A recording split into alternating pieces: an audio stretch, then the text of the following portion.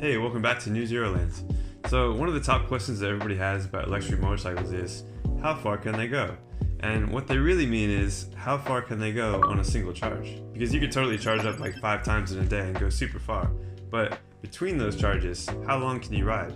From 100% down to 0, how far can you go? Well, we have the newest, bestest electric motorcycles available, Energica. These are Eva Ribelle RS, and they both have 21.5 kilowatt-hour batteries, which are ridiculously huge. It's like putting a first-gen Nissan Leaf battery into a bike. So we should be able to get pretty good range today. These are both basically the same bikes, but Jen has a windscreen on hers, so we'll find out how much difference that makes. So what's your range say right now? 227. Oh wow, okay. Mine 94%. It got up to 95% charge. So. Okay. So mine's at 97% charge, but mine says 224. So it'll be interesting to see what kind of range we get today. Obviously we're not going to keep going this slow the whole time. We'll go on the highway. Through the city it says that our range is ridiculous. Like it can get up over 300 Ks. Nothing like the 400 Ks that Energica says in their marketing ads, but I guess that's just the way that electric vehicles are promoted nowadays. Like if you go 10 Ks an hour, yeah, sure, you can ride all day. Yeah, but for a realistic ride where you ride through the city to get on the highway, you go high speed on the highway, and then you go to the twisties, and you might even use up even more energy, because especially today we're going to go up some crazy elevation in the twisty mountain roads. But that's where you want to ride, and so that's a realistic range test, and so that's what we're going to do today. Yay! And we've got our friend with us. She's on a little Gixxer 150. Yeah. See how she goes. Yeah, her first time on the twisty roads. This is why we ride. So the goal of this ride is to see if we can make it from Miramar to Martinborough and back on a single charge. It's important to note that there's a whole bunch of charging stations along the way if we wanted to charge up, if we need to, on the way back, but I don't think we will. And here's that elevation I was talking about. We started at 2 meters above sea level near the Wellington airport, and we're going all the way up to 552 meters, half a kilometer up. That's where the fun roads are though, so that's where we're going. On the highway it's mostly the wind that's killing your range. The faster you go, the more energy you use to fight that wind. For anybody who's curious about how much energy you're using, you can tab through the screens on the dash to see your watt hours per kilometer. And sitting upright, I was getting 100 watt hours per kilometer, and when I tucked, it went down to 80 watt hours per kilometer. We found out what the energy consumption on Jen's bike was later, and it might surprise you. We stopped at a gas station here to wait for one of Jen's new biker friends. I don't know why, but gas stations still seem like the go-to motorcycle meetup spot, even though we didn't need gas. Okay, one of us needed gas. Oh! Oh my god! All the dinosaurs. No, they died for nothing. Electric motorcycles still don't fill up as fast as gas bikes, not yet at least. But it's nice that we don't have to deal with electricity spills. Actually, here's a question for you guys. Would you rather have a slow charging but super long range bike, or a shorter range but a full recharge in 5 or 10 minutes? The long range bike would have a bigger battery, so it'd be heavier, but you'd potentially never have to stop.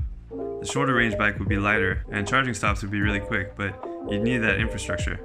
Personally, I'm leaning toward the shorter range fast charging bike, but now that we have such big batteries, I don't really want to go back to a smaller one. So yeah, let me know what you guys think. Yep. Yeah, like the charge that stations for the Leafs and stuff? Yep. That is not a charging station. That lady just suggested that we charge it where you get the air at the gas station. That's just... A lot of this, it's hard for the layman to understand. I don't want to get too technical, but this right here is where the air goes for the tires. Bum, bum, bum, bum, bum, bum, bum. So how are you doing it? I can go last, I don't mind. Well, I don't want to go first. Okay. Well, he can go first. Okay. Alright, I'll go after him then. So depending on how spirited your twisty road riding is, like if you're max wristing it or scraping the pegs like Shaft, your range might go down even more here than it does on the highway. But I already lost my license and I don't want to do it again, so we just cruised it. Even so, the bike knew we were going uphill. This elevation is no joke.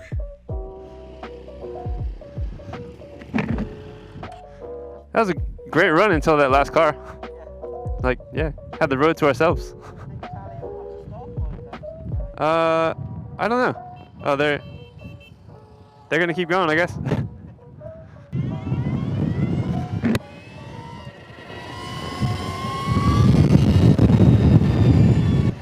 So going uphill killed a lot of range. At the top of the hill, it said I only had 90 k's of range left, but as soon as you go back down, the little guessometer adjusts, and now it says I have 140 k's of range at 65% battery.